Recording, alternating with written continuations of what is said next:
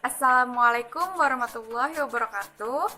Aku Ade Ida Indriani, NIM 191011162200025 dari Pendidikan Bahasa dan Sastra Indonesia Universitas Lambung Mangkurat Banjarmasin.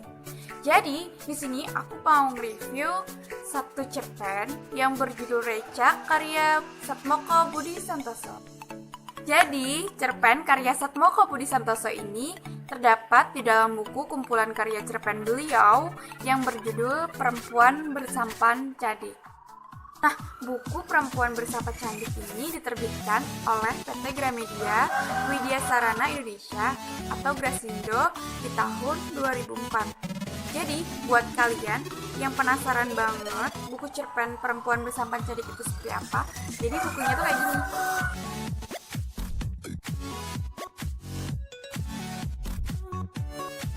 Covernya tuh keren banget. Di dalam buku ini tuh terdapat 16 judul cerpen karya Satmoko Budi Santoso dengan tebal halaman cuma 89 halaman, jadi nggak tebal-tebal sekali, cocok banget buat kalian yang nggak suka membaca. Jadi dalam buku Perempuan Bersampan Cadik karya Satmoko Budi Santoso ini, kita sebagai pembaca diajak oleh si penulis untuk menyelami dunia-dunia di sekitar kita yang penuh dengan hubungannya yang rumit. Cerpenis Budi Satmoko sendiri itu karena terkenal dengan keganjilannya, ia amat berani merambah, bahkan merombak-rombak, kadang memprolog sebuah konsep estetika yang mungkin bagi pengarang lain akan dikukuhi sampai mati.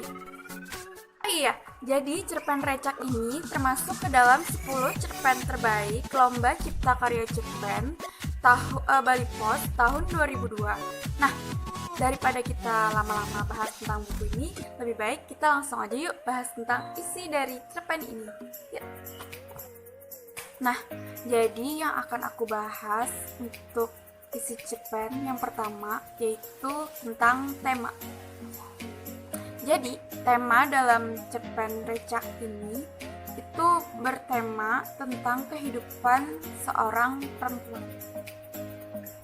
Yang kedua yang akan aku bahas yaitu tokoh.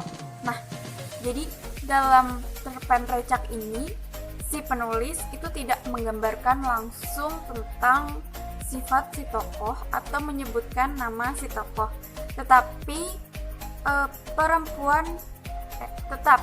si penulis hanya menyebutkan seorang tokoh yaitu si perempuan tua. Dan yang ketiga yang akan aku bahas yaitu tentang gaya bahasa. Nah, gaya bahasa yang digunakan dalam cerpen Recak ini cukup sederhana, menggunakan kata-kata sederhana atau kalimat-kalimat yang biasa kita gunakan dalam kehidupan sehari-hari. Jadi kita tuh bisa lebih mudah memahami. Yang akan aku bahas selanjutnya yaitu mengenai alur dari cerpen Recak karya Satmoko Budi Santoso ini. Jadi alur yang digunakan si penulis dalam menceritakan tentang cerpen ini menggunakan alur mundur atau alur flashback. Jadi yang digunakan si penulis itu pertama mengenai kehidupannya di masa sekarang, lalu berarah atau berjalan mundur ke arah belakang tentang masa lalunya gitu. Lalu yang akan aku bahas selanjutnya adalah latar atau setting. Jadi latar waktu dalam cerpen itu yaitu ada malam hari, sore hari, dan malam ketika bulan purnama. Untuk latar tempatnya yaitu ada di pemakaman, di tepi danau, dan di rumah, dan di hutan. Untuk latar suasananya yaitu menegangkan, sepi, dan terkadang cukup hening. Selanjutnya tentang sudut pandang dari cerpen Recak ini. Jadi si penulis tidak menggunakan sudut pandang pertama atau kedua, tetapi menggunakan sudut pandang orang ketiga. Karena dalam cerpen Recak ini si penulis tidak menggunakan bahasa aku atau kamu, tetapi dia menceritakan dengan bahasa si perempuan itu.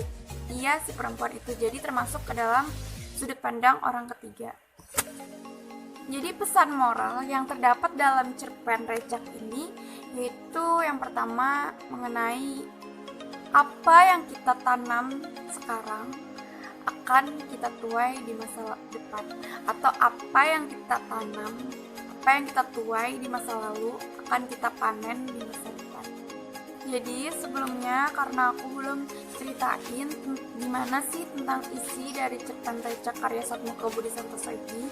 Jadi ceritanya itu ketika ada seorang perempuan tua yang mengutuk dirinya sebagai perempuan laknat karena setiap kali ia hamil tua, ia sengaja mandi di bawah bulan purnama di pinggir sumur di luar kamar mandi. Padahal orang-orang kampung di tempat ia tinggal juga semuanya pada tahu jika ada perempuan yang sedang hamil tua mandi di bawah bulan purnama, maka ia akan menjumpai mala di dalam hidupnya, atau paling tidak bayi yang akan dilahirkannya itu dalam keadaan cacat. Bahkan perempuan itu tidak pernah mengubris apa yang dikatakan oleh orang-orang kampung di sekitar ia tinggal. Ia tetap mandi di bawah bulan purnama, dan ternyata benar sekali. Ini terjadi kepada ketiga anaknya yang menjumpai mala selama hidup. Ditandai dengan anak pertamanya lahir tanpa menangis, bahkan malah mendesis seperti ular. Tak sampai tali pusarnya putus, anak itu kemudian meninggal. Begitu juga dengan anak keduanya, yang meninggal juga karena terserang diare selama 2 minggu dan hanya mampu bertahan selama 4 bulan saja.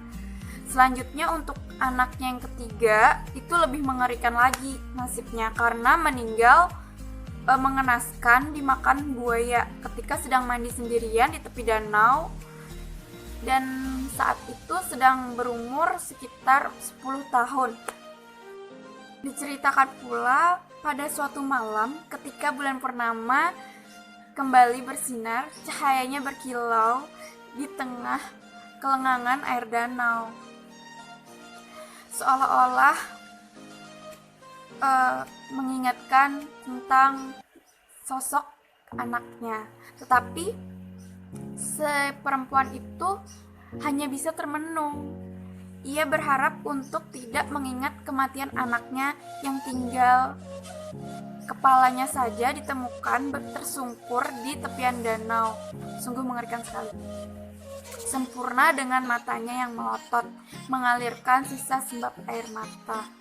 Tapi anehnya lagi, si perempuan tua itu malah bermain mata dengan buaya-buaya itu. Padahal mata si buaya itu terlihat menyala ketika malam hari, seperti lampu neon yang berukuran 10 watt. Di tepi danau yang elok dan indahnya itu, suasananya cukup dingin, merajam ke janggut kulit.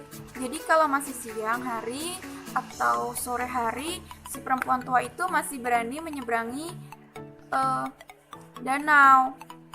Tapi kalau malam hari, ia sudah tidak berani lagi untuk menyeberangi danau, karena danau itu penuh dengan buaya yang dalam pikiran dia ketika sadar kalau pada saat-saat tertentu malam akan keji dan bisa saja menjadi malapetaka baginya. Diceritakan kembali ketika malam sebelum ia merebahkan diri sembari beristirahat di kamarnya. Setelah lama-lama mengaca wajah, mengurutkan pipi kanannya yang penuh dengan recak, bekas luka akibat ditampar ganas oleh tangan lelaki. Si perempuan tua itu kembali melihat-lihat foto-foto anaknya yang lucu hanya untuk sesekali mengobati rasa rindunya terhadap anak-anaknya tersebut. Ceritakan pula di dalam cerpen itu tentang kehidupan si perempuan tua itu yang pernah pada saat itu ia hampir diusir oleh orang-orang kampung karena dianggap sebagai dukun. Bahkan rumahnya pun hampir dibakar karena ia sama sekali tidak mau berbaur dengan masyarakat yang ada di orang yang ada di kampung. Jadi dia memilih untuk hidup sendiri di tengah hutan. Suatu ketika diceritakan pula ketika si bulan purnama itu gagal bersinar kembali karena terhalang mendung dari sore. Nah, sesekali perempuan tua itu karena kecewa bulan purnama tidak datang lagi, ia malah memilih untuk berdendang. Dendang yang ia alunkan seirama dengan seorang tua yang sedang menimang-nimang anaknya.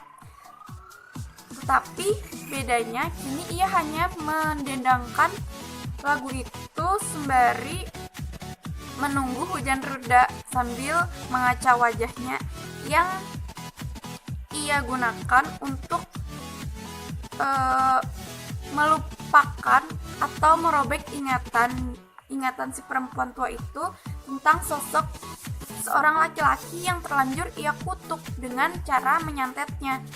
Tentu saja kemampuan menyantet yang perempuan tua itu dapatkan setelah ia berguru kepada seorang kakek di lereng sebuah bukit di suatu masa yang lalu. Alasan perempuan tua itu menyantet seorang laki-laki yang ternyata seorang laki-laki itu adalah suaminya sendiri itu karena didasari oleh rasa kecewa yang ia rasakan. Jadi si lelaki itu telah berbohong kepada si perempuan bahwa ia tidak pernah menggumuli perempuan lain selain dirinya. Tetapi kenyataannya si perempuan itu tahu bahwa si lelaki itu telah beranak pinak dengan perempuan lain, seorang buruh pemetik teh di ladang milik si perempuan itu.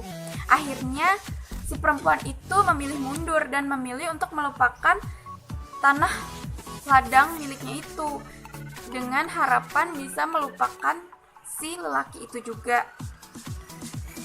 Akhirnya bertahun-tahun ia tidak pernah kembali bermimpi seperti dahulu.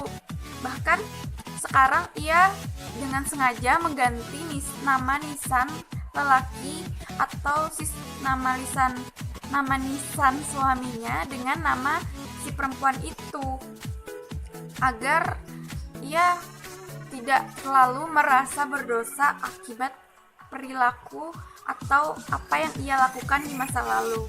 Seperti itu. Itu tadi sedikit cerita tentang cerpen Reja karya Satmoko Budi Santoso. Jadi kurang lebihnya hanya itu saja yang bisa saya sampaikan. Salah hilaf, mohon maaf. Assalamualaikum warahmatullahi wabarakatuh. Bye bye.